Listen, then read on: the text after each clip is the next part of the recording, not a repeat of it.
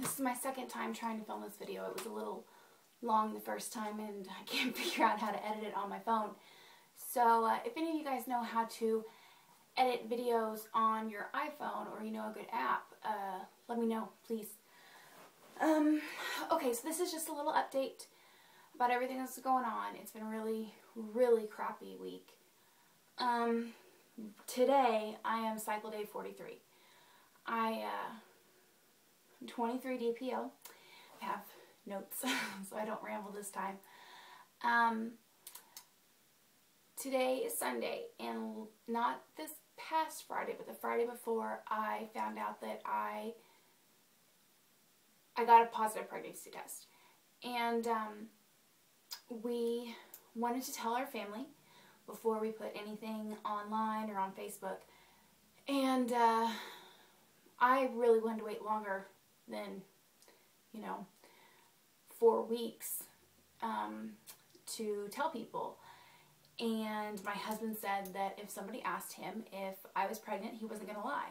That he was going to tell them I was. So I guess people ask him all the time, which is weird. But, so we needed to tell our family first. And anyways, so this past Wednesday, I went to my fertility doctor and I did blood work for the pregnancy test and to check my thyroid, and my thyroid came back, the levels are good and it needs to stay where it's at. And the pregnancy test came back positive. My HCG level was good, I guess, and my progesterone level was low. So they wanted me to retest in a couple days, and if it didn't go up, I'd have to take some pills twice a day, probably. They said that was the most likely thing because that's what happens with half their patients. And we also got the results back from all the tests that we had done the month before to get our fertility diagnosis. And everything came back good. All my stuff came back good, and my husband, most of his stuff, his semen analysis was good. He had a 5 on the morphology, I think it was, of the sperm. And that is the very basic of what the doctor wants it to be. He said he would like it to have been a higher number, but 5 is okay. Get down. My cat's gonna knock the phone over. Anyways, he said that everything else, was good. So he said if we were to have to do fertility treatments, that he would want to do Clomid and artificial insemination at the same time. He said he didn't have a problem with us trying for a couple months on our own. And I told him that I was pregnant, so we went ahead and did the test and everything. He said he'd want to see me back at 8 weeks. Sorry about all the ums. I'm trying to get through this quickly. So he'd want to see me back at 8 weeks and then go see a regular OB at 10 weeks. So I got the results back about the HCG and the progesterone the next day. And then the following day, I went and had the blood work done. I went to a hospital around here, which is in the middle of nowhere. My fertility doctor is in Oklahoma City, which is a couple hours away. So the results weren't done at the same lab. But with the results, that didn't matter because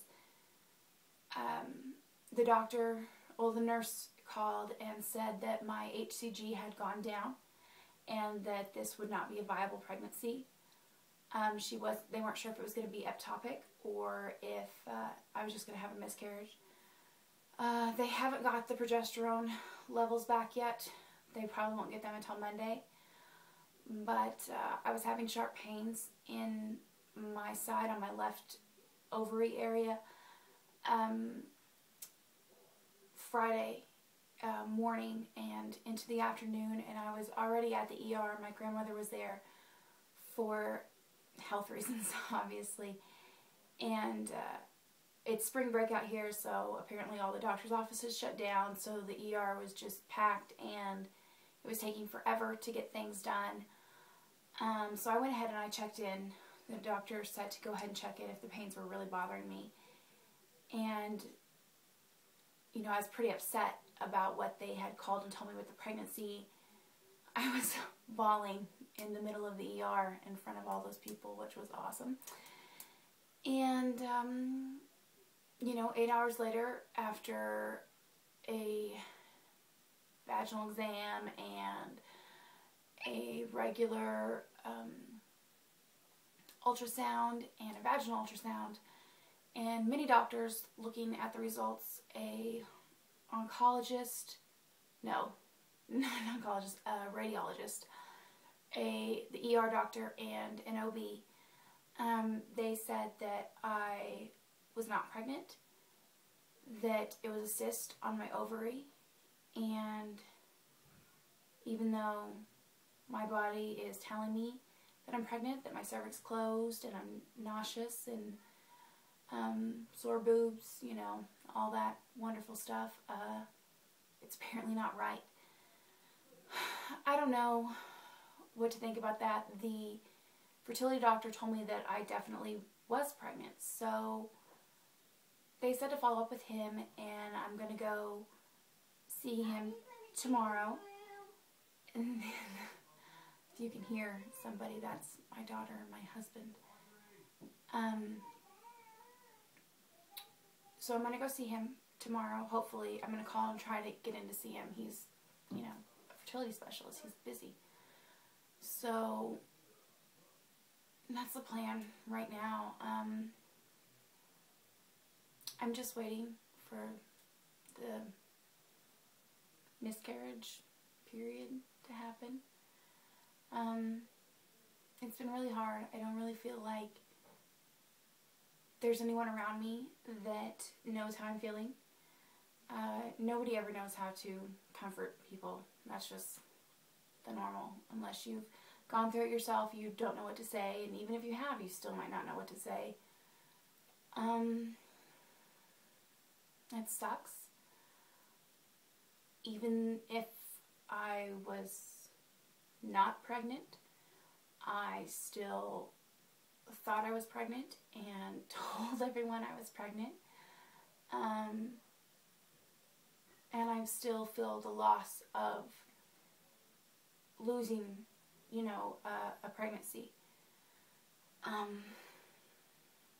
Even if that wasn't actually the case, it still feels like that to me. So, you know, it sucks. I wrote some other stuff down about just like symptoms that I've been having, which I don't know if this is, you know, common to having a miscarriage, and I think that is essentially what my body is going through. Even if there wasn't an embryo, my body still thinks that it's pregnant, and my levels are dropping. I've been cramping, and I had really bad breakouts on my forehead, which sucks. I was finally getting to where, coming off the birth control, and my levels like starting to, you know, even back out again. I was finally starting to have a clear face, which was great. And now we're back to this. It's like a mountain range on my forehead. It's just disgusting. Oh, my hands have been like tingling. You know when they go to sleep, like when your hand falls asleep and it just starts to tingle? It's been feeling like that mostly when I lay down. And I'm not laying on them or having them in an awkward position that it would normally do that. Sometimes I move a remote control, or I pick up a glass and my hand just starts tingling. And I've been having really sharp pains in my abdomen still.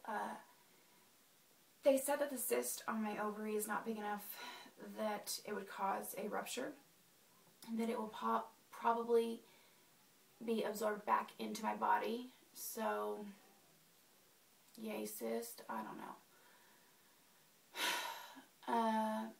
And they're not just like, the pains aren't like menstrual cramps. I've been having those too, but it's like a sharp pain, and I think maybe the most it's gotten to is a 5.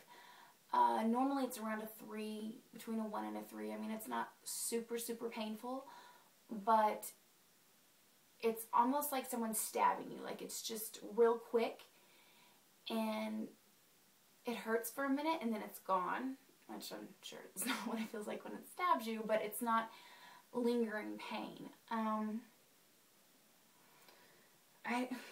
can't remember everything else I said in the video.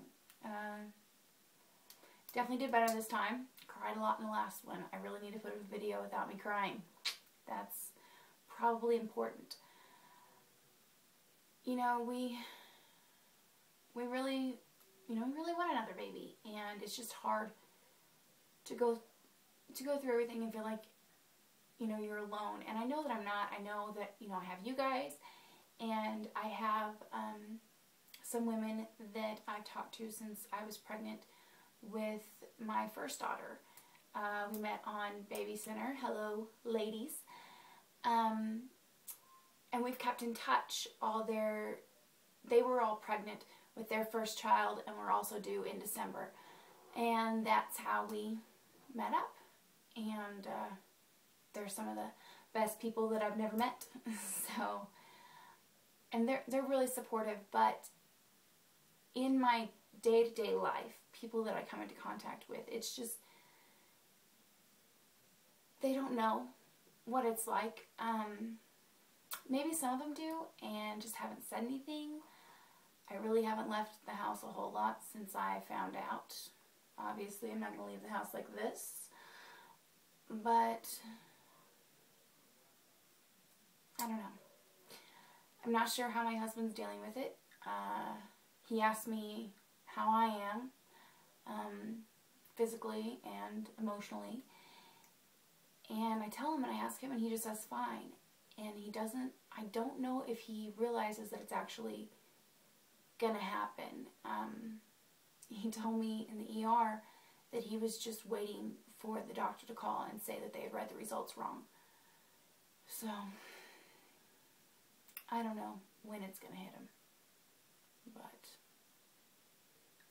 maybe it has. Maybe he's just internalizing everything. I don't know. Any ideas of how to talk to your husband? How to help him through it? I don't know. If you guys have any suggestions on, you know, the symptoms that I was telling you about, if if it's related or if it's just not related at all, you know, let me know. Thank you guys for your support, and you know, I really appreciate the comments, and it's nice to know that there's women out there that are going through the same things as me. So,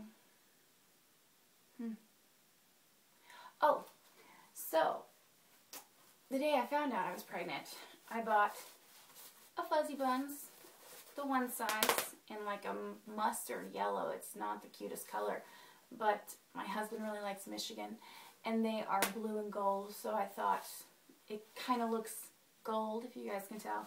They're so soft. I thought we'd try cloth diapering with the next baby. We didn't try it with my first daughter. There was no way I would have ever tried that. I never even thought to try it. But I'm going to try it with this one. I've watched a lot of videos on it, and you know, hopefully it'll all work out. So, I can't remember if there's anything I forgot to mention in this video versus the one I recorded earlier. So if there is, I'll make another video and post it soon. Yeah, oh, and if there's anything you guys want to know about me, any questions, you know, just ask. I'll try to put a video together answering some of the stuff that maybe you guys want to know. So, yeah, I think that's it. I hope everyone has a good week, and, you know, I'll have my fingers crossed for your BFPs. So, thanks. Bye.